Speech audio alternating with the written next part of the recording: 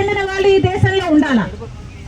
ఇక ఎవరు మిగతా వాళ్ళని ఎవరిని బ్రతకనివ్వరా? ప్రశాంతంగా ఉద్యమాలు కూడా చేసుకునివ్వరా? ప్రజల కోసం కనీసం కొట్లాడనివ్వరా అని మోడీ గారు అడుగుతున్నా. మోడీ గారు దేశ ప్రజలకు సమాధానం చెప్పాల్సిన అవసరం ఉంది. ఈ రోజు రాహుల్ గాంధీ గారు అస్సాంలోనే ఒక గుడికి వెళ్ళాలనుకుంటే ఆ గుడికి కూడా రాహుల్ గాంధీకి వెళ్ళకూడదు, అనుమతి లేదు అని అనుమతి నిరాకరించారు. బీజేపీ ప్రభుత్వము అస్సాంలో ఉంది, ఆ ప్రభుత్వం అనుమతిని నిరాకరించారు. ఎందుకు నిరాకరించారయ్యా అని అడిగితే, ఎక్కడో అయోధ్యలో రామ్ మందిర్ ఏర్పాట్లు జరుగుతున్నాయి, ఆ కార్యక్రమం అక్కడ జరుగుతున్న సమయంలో ఇక్కడ అస్సాంలో రాహుల్ గాంధీ గారు గుడికి వెళ్ళకూడదట. ఇది ఎక్కడ న్యాయమని అడుగుతున్నాం. అంటే గుడికి వెళ్ళడానికి కూడా మోడీ గారి పర్మిషన్ కావాలా?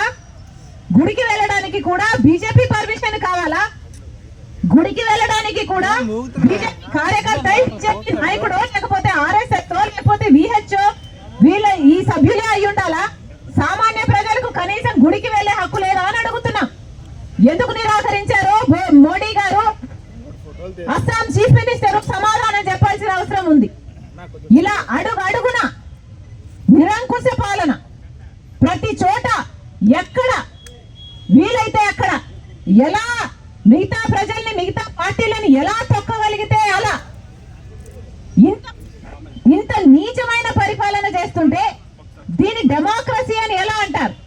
ప్రజాస్వామ్యం అని ఎలా అనుకోమంటారో మోడీ గారు సమాధానం చెప్పాలి. ఈరోజు రాహుల్ గాంధీ యాత్ర పైన జరిగిన ఈ దాడులకు నిరసనగా మహాత్మా గాంధీ గారి విగ్రహం దగ్గర కాంగ్రెస్ పార్టీ ఈ ధర్నా చేపట్టడం జరిగింది. ఈ నిరంకుశ పాలన ఆగాలి, ఇది ప్రజాస్వామ్యం అని బీజేపీ పార్టీ మోడీ గారు గుర్తుపెట్టారు అడుగుతున్నా. మోడీ గారు దేశ ప్రజలకు సమాధానం చెప్పాల్సిన అవసరం ఉంది. ఈ రోజు రాహుల్ గాంధీ గారు అస్సాంలోనే ఒక గుడికి వెళ్ళాలనుకుంటే ఆ గుడికి కూడా రాహుల్ గాంధీకి వెళ్ళకూడదు, అనుమతి లేదు అని అనుమతి నిరాకరించారు. బీజేపీ ప్రభుత్వము అస్సాంలో ఉంది, ఆ ప్రభుత్వం అనుమతిని నిరాకరించారు. ఎందుకు నిరాకరించారయ్యా అని అడిగితే, ఎక్కడో అయోధ్యలో రామ్ మందిర్ ఏర్పాట్లు జరుగుతున్నాయి, ఆ కార్యక్రమం అక్కడ జరుగుతున్న సమయంలో ఇక్కడ అస్సాంలో రాహుల్ గాంధీ గారు గుడికి వెళ్ళకూడదట. ఇది ఎక్కడ న్యాయమని అడుగుతున్నాం. అంటే గుడికి వెళ్ళడానికి కూడా మోడీ గారి పర్మిషన్ కావాలా? గుడికి వెళ్ళడానికి కూడా బీజేపీ పర్మిషన్ కావాలా? గుడికి వెళ్ళడానికి కూడా బీజేపీ కార్యకర్త, బీజేపీ నాయకుడు, లేకపోతే ఆర్ఎస్ఎస్ లేకపోతే విహెచ్ఓ వీళ్ళ ఈ సభ్యులే అయి ఉండాలా? సామాన్య ప్రజలకు కనీసం గుడికి వెళ్లే హక్కు లేదా అని అడుగుతున్నాం. ఎందుకు నిరాకరించారో మోడీ గారు, అస్సాం చీఫ్ మినిస్టర్ సమాధానం చెప్పాల్సిన అవసరం ఉంది. ఇలా అడుగున నిరంకుశ పాలన, ప్రతి చోట ఎక్కడ వీలైతే అక్కడ ఎలా మిగతా ప్రజల్ని, మిగతా పార్టీలను ఎలా తొక్కగలిగితే అలా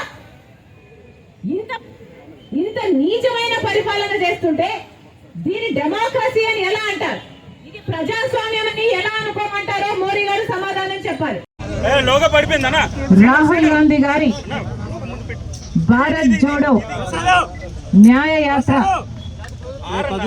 ఉద్దేశము మన భారతదేశంలో మన హక్కుల కోసం కొట్లాడాల్సిన అవసరం వచ్చింది కాబట్టి, భారత పౌరుల హక్కులు కూడా వాళ్ళకి అందటం లేదు కాబట్టి, భారతదేశ పౌరుల హక్కుల కోసం కొట్లాడే దిశగా రాహుల్ గాంధీ గారు భారత్ జోడో న్యాయ యాత్ర మొదలుపెట్టారు.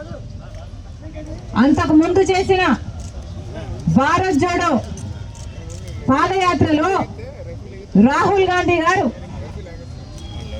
4000 కిలోమీటర్లు పైగా పాదయాత్ర చేస్తే అడుగున ఎక్కడ వీలైతే అక్కడ కాంగ్రెస్ పార్టీకి వ్యతిరేకంగా ఉన్న ప్రభుత్వాలు అయితేనేమి, బీజేపీ అయితేనేమి దాడులు చేశారు, కట్టెలతో కొట్టడం కూడా చేశారు, అనేక రకంగా హింసించడం జరిగింది. నిన్న అస్సాంలో రాహుల్ గాంధీ గారు స్వయంగా భారత్ జోడో న్యాయయాత్ర చేస్తుండగా హఠాత్తుగా బీజేపీ గుండాలు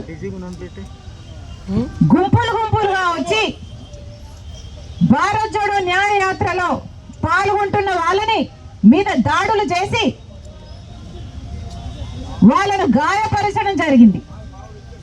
ఎందుకు ఇలా చేస్తున్నారు అని రాహుల్ గాంధీ గారే స్వయంగా దిగి వాళ్ళని ఎదిరిస్తే రాహుల్ గాంధీ గారికి కూడా ప్రమాదం తలపెట్టే ప్రయత్నం చేసి ఆఖరికి పెద్ద గొడవై నిన్న అస్సాంలో ఈ విషయం జరిగితే అస్సాంలో ఉన్నది బీజేపీ పార్టీకి చెందిన ముఖ్యమంత్రి.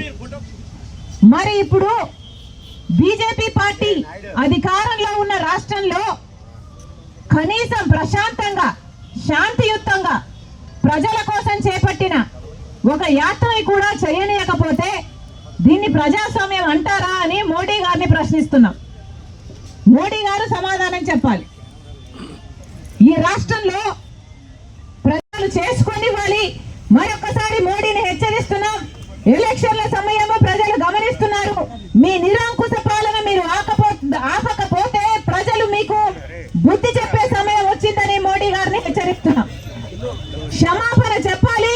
కాంగ్రెస్ పార్టీకి చెందిన రాహుల్ గాంధీ గారి యాత్రని ఇంత నీచంగా అడ్డుకోవడం అన్నది ప్రజాస్వామ్యంలో ఎవరు సహించని విషయం.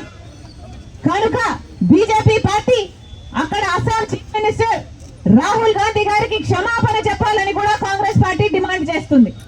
Down down BJP, down down BJP, BJP, BJP, BJP, down down BJP, down down BJP, down down BJP, down down BJP, down down BJP, down down, down down Modi, down down, down down BJP, down down BJP, down down BJP, down down BJP, down down BJP, down down BJP, down down BJP, down down BJP, down down BJP, down down BJP, down down BJP, down down BJP, down down BJP. Uttarandhra working president Rakesh Reddy గారిని వందన సమర్పణ చేస్తుందిగా కోరుతాం. రాకేష్ రెడ్డి గారు, రాకేష్ రెడ్డి గారు